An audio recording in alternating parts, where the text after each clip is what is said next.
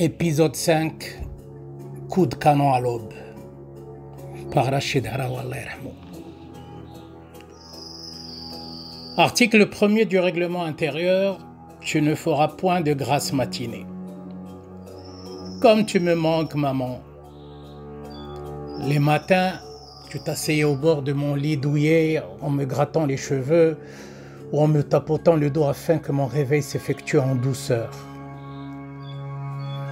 Hélas, les orbes au dortoir résonnaient au son métallique. Cela me rappelle un roman de Première Guerre mondiale où le narrateur, prisonnier des tranchées de Verdun pendant des mois, avait presque oublié la signification du mot « silence ».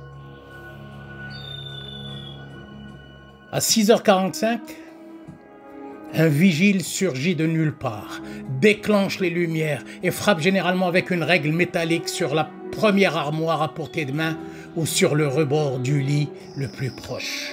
C'était l'enfer. « Yallah, Nodo !»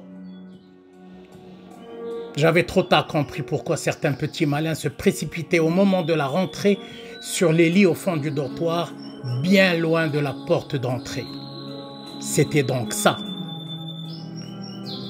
Le grand gaillard qui m'avait chassé du lit isolé que j'avais choisi au début. Maintenant que mon lit se trouve à l'entrée, j'étais devenu la victime toute désignée des encadrants chargés du réveil.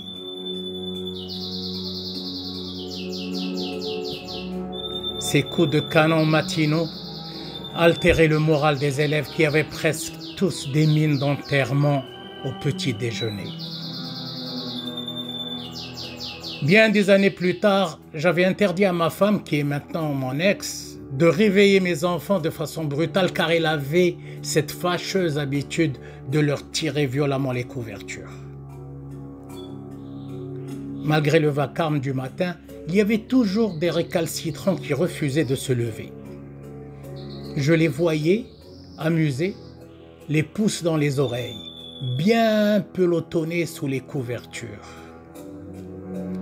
Mais lorsque le surveillant constate après son deuxième passage de 7h15 que certains continuent de ronfler, il devient enragé.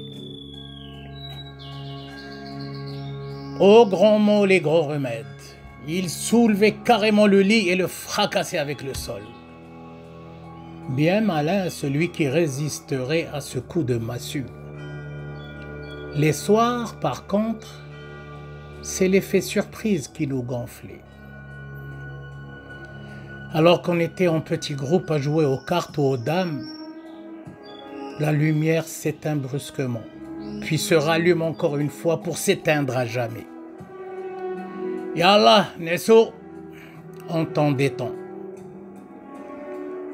Ce petit manège quotidien qui nous rendait tendus et crispés a fini par devenir une ornière, une habitude que personnellement ne m'outrageait pas outre mesure, ayant appris à toujours me lever tôt, rituel que je continue toujours de respecter sans le moindre effet collatéral.